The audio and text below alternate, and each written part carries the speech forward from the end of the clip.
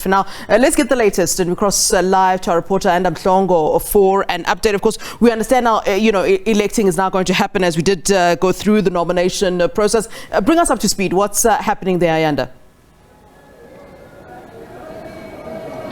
A very good afternoon to you, Flo, and good afternoon to our viewers. The conference is continuing, Flo, with delegates still inside the main hall. Of course, there were still those two outstanding reports, the organizational report and the financial report, that they needed to finalize and adopt.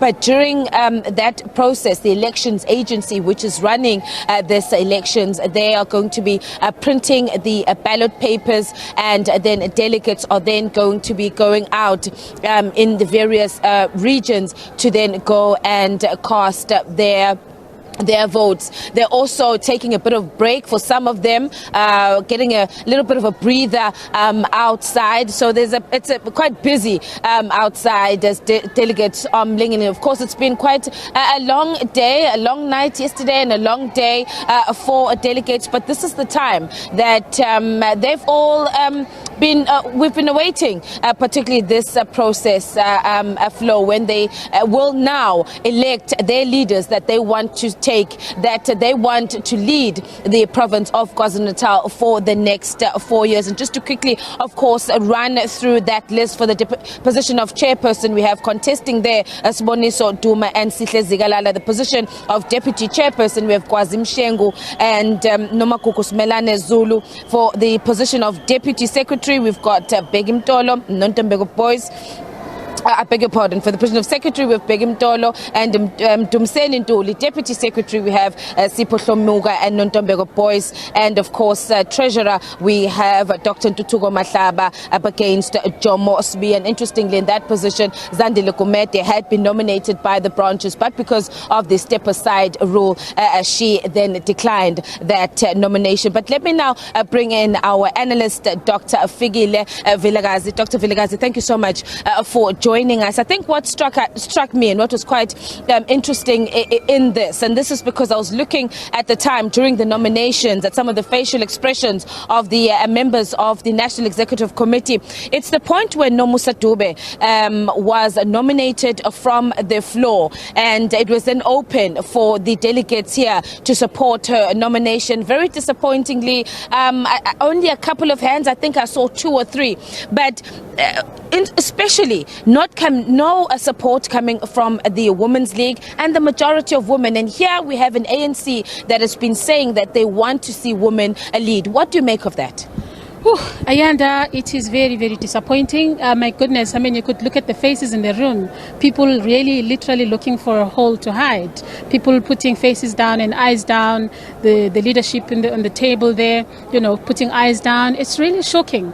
It's sad, where you still have an ANC Women's League that is not able to rally behind the power of women leadership in the organization. Remember, the ANC Women's League is an organization that has been criticized really in society for not being able to really push and support women leadership within the African National Congress, because it is a well-known factor in the 110 years of the African National Congress that if you are a woman here, for you to be able to stand for position, to really take leadership, you need to have some kind of a support. You could see even Nomusa, as she stood up to come and accept the nomination, that she was shaken, she was shivering, she could not even protrude, exert her voice and speak.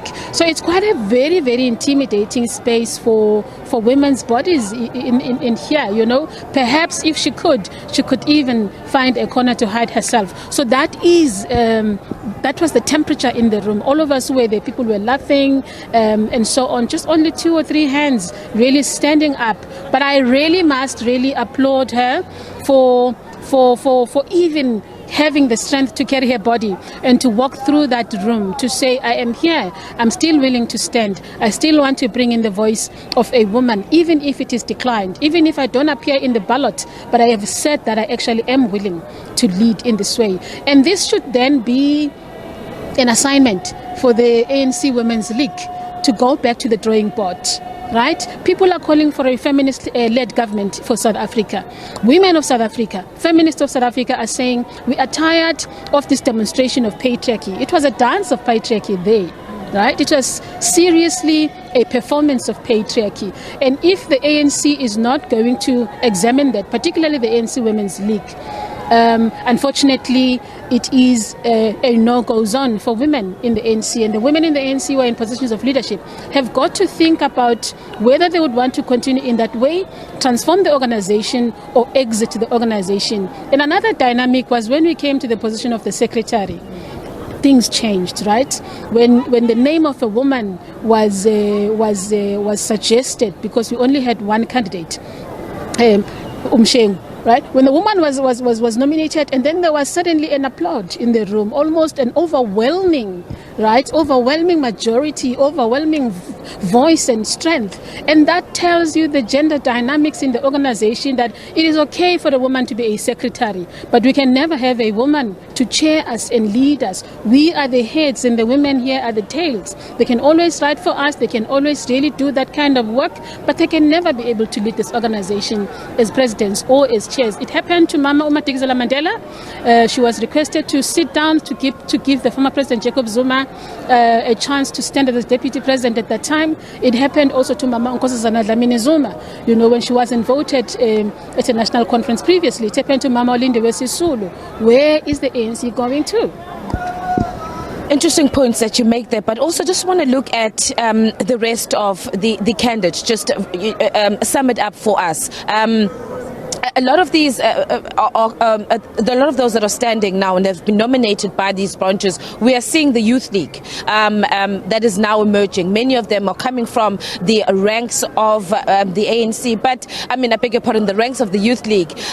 But this is a time, and I think we were speaking about this before coming on air, that there's a huge responsibility on these branch members, because it really shouldn't be about these leaders, but it should be about what the ANC is going to be doing in society. People are despondent. The current situation as well in our country, the challenges that people are faced with, a service delivery as well. Just your, what do you view the names that have been put forth? Do you think that these could be the men and women that can take this province forward? Ayanda, let's face it, the men and women that are in the positions have been in the positions before. Right? Sihle Zikalala has led the province as a premier. He has been in the chairpersonship of the province, and things continue to be the way they are. We see Dumseni Ntuli in the position of the secretary. They've been here. Zulu as well. You know, she is in the structures of government as well in the province. So many of them have really tasted leadership in the province. They are not new in the province. So there's no element of newness that they're necessarily bringing. But I think perhaps it is that saying that we'd rather stick with the devil that we know than, you know, come with a goddess that we do not know where is going to take us to. So people are sitting comfortably in that state of disaster within the organization to say we would rather trust the people that we know than actually take a risk and a jump for change. So that is the situation, and I think that it is a sad situation. It's a sad reality, because it means that very little is going to change, right? Of course, I must also point out to the fact that there was some kind of a dynamic of change in the treasury position when Umama Uzandile Gumede declined the nomination. I felt a cloud there, right, of saying finally some semblance of sanity, right, has landed in the room, because she declined the nomination because she said, I now respect the decision of the National Executive Committee to not stand for nomination. As much as I can see, I have support in my province. The people really want me to lead and be a treasurer, but I'm not going to take it because the NEC has decided to say I should not stand because I have charges in my name. So that is a dynamic, but we still also saw the leader of Malahleni, Umahlaba, accepting the nomination, you know, even in the cloud of the allegations that is facing. So there's those dynamics. But then, there's a lot of work around service delivery. We know that Ward 91 has been protesting here, particularly just around the procedure, the manner in which the organization is run internally. I don't think it's just about the nominations. The fact that the people of Ward 91 are saying, when our conference was held, we were told the venue is in Pinetown, only to discover that the venue is in another place, and secretly elections of candidates were done. that should tell you how things are run in that particular space. So there are a lot of dynamics. Even here at the conference, Ayanda, we saw people questioning even the procedure of elections, to say you keep changing procedure, you keep vacillating between this way of doing things and not that way of doing things. How are we going to know? One particular delegate asked this question: how will we know when you go inside there in the voting, what's going to happen there if you are making such glaring mistakes in front of everybody? So there are those things, and of course then that should tell you in terms of service delivery, if we have the same bodies of people that have committed the very same mistakes that people are crying about within communities, what are the chances for the African National Congress to really regain itself? Before I let you go, Dr. Vilakazi, tomorrow we expect the president of the ANC, Cyril Ramaphosa, to come forth and address this conference, or at least be part of the conference. We've already been hearing some voices or people saying that he shouldn't come, he might be booed tomorrow. How do you see this? Should he, despite the fact that there are some members who are saying we are going to reject him, we are going to boo him, should he come? President Cyril Ramaphosa needs to be here. This is actually the time that KwaZulu-Natal needs the voice of President Cyril Ramaphosa, especially if he's talking unity, if he's talking renewal. He needs to be able to demonstrate the fact that he can rise above factions. And this is a matter of emotional intelligence, right? The emotional texture of the organization is very fragile at this point. It's literally falling apart. It's like you're standing on eggs, right? Or you're standing on a time bomb, some people would say, that could burst any time. And so he needs to come in the middle of that, because he is a leader that is preaching unity, to come and hold things together, right? Knowing, of course, that he is not supported in this province, but he is still the president of the former Jacob Zuma as well. Former President Jacob Zuma is a member of the ANC. Cyril Ramaphosa is a president to him. So he still needs to be able to show the fact that whether you support me within the organization or you do not, I am still at service to members of the African National Congress. I still stand as a symbol of unity. You do not have to like me. We do not have to like each other, but we have a responsibility to this organization. And the role of the presidency is that of demonstrating the caliber of that kind of a leadership.